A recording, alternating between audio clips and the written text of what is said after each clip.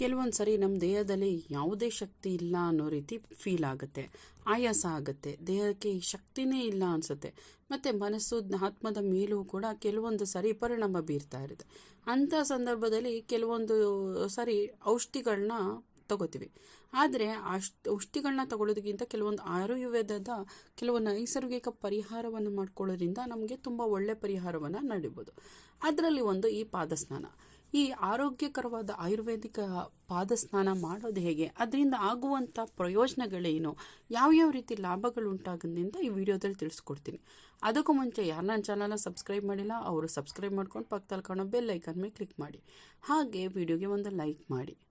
ಈ ಪಾದ ಸ್ನಾನ ಅಂದ್ರೇನು ಅಂದರೆ, ನಿಮ್ಮ ಪಾದಗಳನ್ನ ಒಂದು ಡಬ್ಬದಲ್ಲಿ ಉಗುರ ಬೆಚ್ಚಗಿನ ನೀರು ಹಾಕ್ಬಿಟ್ಟು ಅದಕ್ಕೆ ಉಪ್ಪು ಹಾಕಬೇಕು. ಅಂದರೆ ಪುಡಿ ಉಪ್ಪನ್ನ ಹಾಕಬಾರ್ದು, ಕಲ್ಲುಪ್ಪನ್ನ ಹಾಕಬೇಕು. ಕಲ್ಲುಪ್ಪು ಹಾಕಿ ಕರಗಿಸ್ಬೇಕು. ಆಮೇಲೆ ಅದಕ್ಕೆ ಕಾಲನ್ನು ನೆಲೆಸಿ, ಅಂದರೆ ಪಾದ ಪೂರ್ತಿ ಮುಳುಗೋ ರೀತಿ ಮುಳುಗುವಷ್ಟು ನೀರು ಹಾಕಿ ಅದಕ್ಕೆ 1 ಸ್ಪೂನಷ್ಟು 2 ಸ್ಪೂನಷ್ಟು ಕಲ್ಲುಪ್ಪನ್ನು ಹಾಕಿ ಸ್ವಲ್ಪ ಹೊತ್ತು ಅದನ್ನು ಇಟ್ಕೋಬೇಕು. ಈ ರೀತಿ ಇಟ್ಕೊಳ್ಳೋದ್ರಿಂದ ದೇಹ ಮತ್ತು ಮನಸ್ಸು ಎರಡಕ್ಕೂ ಕೂಡ ವಿಶ್ರಾಂತಿಯನ್ನು ಸಿಗುತ್ತೆ.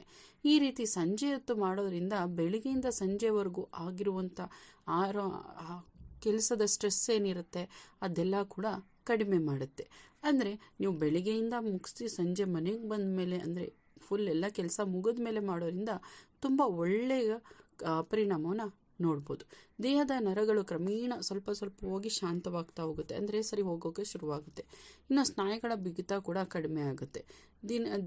ದೇಹದ ಭಾರ ಏನಿರುತ್ತೋ, ಅಂದರೆ ಆಯಾಸ ಏನಿರುತ್ತೆ ಅದು ಕೂಡ ಕಮ್ಮಿ ಆಗುತ್ತೆ. ಬೆನ್ನು ನೋವು, ಕಾಲು ನೋವು, ದೇಹದ ನೋವು, ಯಾವುದೇ ರೀತಿ ನೋವುಗಳಿರ್ಬೋದು ಅದೆಲ್ಲದಕ್ಕೂ ಕೂಡ ಇದರಿಂದ ಪರಿಣಾಮವನ್ನು ನಾವು ಪಡಿಬೋದು. ಇನ್ನು ಈ ಪಾದಸ್ನಾನ ಮಾಡೋದ್ರಿಂದ ದೇಹ ಒಂದೇ ಅಲ್ಲ, ಮನಸ್ಸು ಕೂಡ ಶಾಂತವಾಗಿರುತ್ತೆ.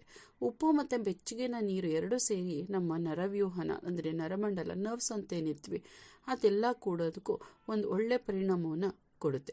ಜೊತೆಗೆ ಮನಸ್ಸು ಕೂಡ ಒಂದು ರೀತಿ ಶಾಂತವಾಗಿ, ಒತ್ತಡ ಏನಿರುತ್ತೆ, ಕಿರಿಕಿರಿ, ಆತಂಕ ಇದೆಲ್ಲ ಏನಿರುತ್ತೆ ಅದೆಲ್ಲ ಕೂಡ ಕಡಿಮೆ ಆಗೋದಕ್ಕೆ ಶುರುವಾಗುತ್ತೆ. ನಾವು ಇದನ್ನು ಬೆಳಿಗ್ಗೆ ಹೊತ್ತು ಮಾಡೋದಕ್ಕಿಂತ ರಾತ್ರಿ ಹೊತ್ತು ಮಾಡೋದ್ರಿಂದ ನಿದ್ರಿಸೋದಕ್ಕೆ, ಅಂದರೆ ನಿದ್ರೆ ಮಾಡೋದಕ್ಕೂ ಕೂಡ ಹೆಚ್ಚು ಪರಿಣಾಮಕಾರಿ, ಅಂದರೆ ಚೆನ್ನಾಗಿ ನಿದ್ದೆ ಬರುತ್ತೆ. ಹಾಗಾಗಿ ಏನಾದ್ರು ಎಚ್ಚರಗೊಳ್ತಾ ಇದ್ದರೆ ಅದೆಲ್ಲ ಕಡಿಮೆಯಾಗಿ ತುಂಬ ಚೆನ್ನಾಗಿ ನಿದ್ದೆ ಬರುತ್ತೆ. ಯಾಕಂದರೆ ಆ ಟೈಮಲ್ಲಿ ಇದೆಲ್ಲ ಮಾಡೋದ್ರಿಂದ ದೇಹಕ್ಕೆ ವಿಶ್ರಾಂತಿ ಸಿಕ್ಕಿರುತ್ತೆ. ಅಂದರೆ ನಾವೇನು ಬೆಳಿಗ್ಗೆಯಿಂದ ಒಂದು ಕಿರಿಕಿರಿಯಾಗಿ ಕೆಲಸ ಮಾಡಿರ್ತೀವಿ ಅದಕ್ಕೆಲ್ಲ ಒಂದು ವಿಶ್ರಾಂತಿ ಥರ ಸಿಕ್ಕಿ ಮನಸ್ಸು ಶಾಂತಗೊಳಿಸಿರುತ್ತೆ. ಅದರಿಂದ ವೇಗವಾಗಿ, ಅಂದರೆ ಬೇಗ ನಿದ್ರೆ ಬರುತ್ತೆ ಮತ್ತು ತುಂಬ ಚೆನ್ನಾಗಿ ಕೂಡ ನಿದ್ರೆ ಬರುತ್ತೆ. ಅದಲ್ಲದೆ ಈ ರೀತಿ ಮಾಡೋದ್ರಿಂದ ಮನಸ್ಸು ಸ್ಥಿರವಾಗಿರುತ್ತೆ.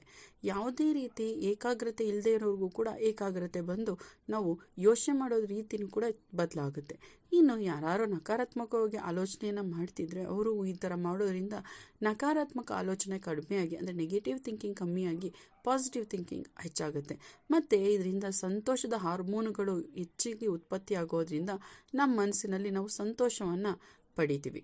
ಇನ್ನು ದೇಹದಲ್ಲಿ ವಿಶಿಷ್ಟವಾದ ಲಘುತೆಯನ್ನು ಅನುಭವಿಸ್ಬೋದು. ಅಂದರೆ ನಮ್ಮ ಬಾಡಿ ತುಂಬ ಲೈಟ್ ಫೀಲ್ ಆಗ್ತಾ ಇರುತ್ತೆ. ಮತ್ತು ಎಲ್ಲ ರೀತಿ ನಾವು ಬೆಳಗ್ಗೆಯಿಂದ ಎಷ್ಟೇ ಕೋಪ, ಕಿರಿಕಿರಿ ಎಲ್ಲ ಅನುಭವಿಸಿರ್ಬೋದು ಎಲ್ಲ ಕೂಡ ಕಡಿಮೆಯಾಗಿ ನಾವು ಮನಸ್ಸನ್ನು ನೆಮ್ಮದಿಯಾಗಿ ಶಾಂತಿಯಾಗಿರಿಸ್ಕೊಳ್ಳೋದಕ್ಕೆ ಇದು ಹೆಲ್ಪ್ ಮಾಡುತ್ತೆ. ಈ ವಿಡಿಯೋ ಇಷ್ಟ ಆಯಿತು ಅಂತ ಭಾವಿಸ್ತೀನಿ. ಇಷ್ಟ ಆಗಿದ್ರೆ ವಿಡಿಯೋಗೆ ಲೈಕ್ ಮಾಡಿ. ಹಾಗೆ ನನ್ನ ಚಾನಲ್ ಇನ್ನೂ ಯಾರು ಸಬ್ಸ್ಕ್ರೈಬ್ ಮಾಡದೆ ನೋಡ್ತಾ ಇದ್ರೆ ಅವರು ಸಬ್ಸ್ಕ್ರೈಬ್ ಮಾಡ್ಕೊಂಡು ಪಕ್ಕದಲ್ಲಿ ಕಾಣೋ ಬೆಲ್ ಐಕನ್ ಕ್ಲಿಕ್ ಮಾಡಿ. ಆಲ್ ನೋಟಿಫಿಕೇಷನ್ ಸೆಲೆಕ್ಟ್ ಮಾಡ್ಕೊಳ್ಳಿ. ಕೇಳಿದ್ದಕ್ಕಾಗಿ ಧನ್ಯವಾದಗಳು. ಮುಂದಿನ ವಿಡಿಯೋದಲ್ಲಿ ಸಿಗೋಣ.